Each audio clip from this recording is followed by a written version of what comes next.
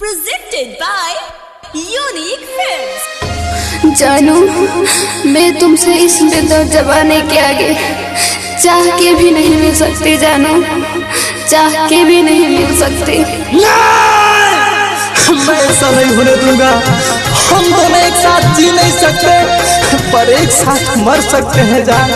हम दोनों एक साथ मर सकते हैं जान। दादा डीजे विवेक दीवाना, डीजे विवेक राजा बस्ती, डीजे विवेक राजा बस्ती। साथ न देखो चाहे के हो कबले हम बर्दाश्त करी, कबले हम बर्दाश्त करी। हाँ साथ न देखो चाहे के हो कबले हम बर्दाश्त करी। प्यार में हार हो जाई तो ये दुनिया भी परिहास करी। चल चल के कोई मर जाइल जा हमनी के जमाना याद करी। चल चल के कोई मर जाइल जा हमनी के जमाना याद करी।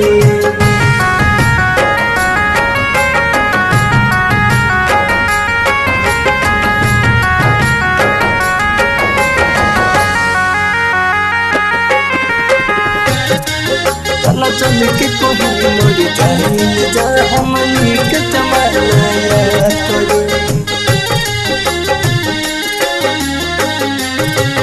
चल चल के कोई मर जाइल जा हमनी के जमाना याद करी।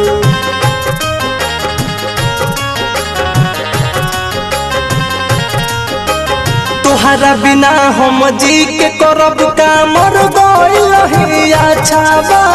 जब जन जाई तबे बुझाई हमन के प्यार साचा बा, हमन के प्यार साचा बा। हाँ तोहरा बिना हम जी के करब का मर गइल अच्छा बा। जब जन जाई तबे बुझाई हमन के प्यार साचा बा। इश्क में तू चार आशिक मरी है तब लोगवा विश्वास करी। चल चल के कोई मर जाइल जा हमनी के जमाना याद करी। चल चल के कोई मर जाइल जा हमनी के जमाना याद करी।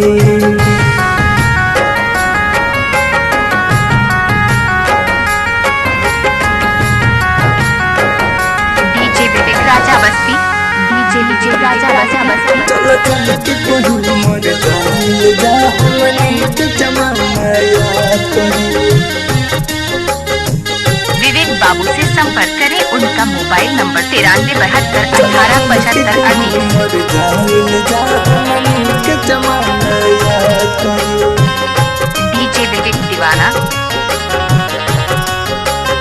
डीजे विवेक राजा बस्ती। जात पात के बात से अब लेके तना दिलवा टूटल बा। राइटर घर मेरा तुंजे के भी एही से हवा छूटल बा, एही से हवा छूटल बा। जात पात के बात से अब लेके तना दिलवा टूटल बा।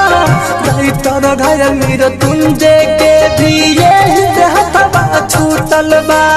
आंसू बहे प्रकाश के जवन अब मुमला के बात करी। चल चल के कोई मर जाइल जा हमनी के जमाना याद करी। चल चल के कोई मर जाइल जा हमनी के जमाना याद करी।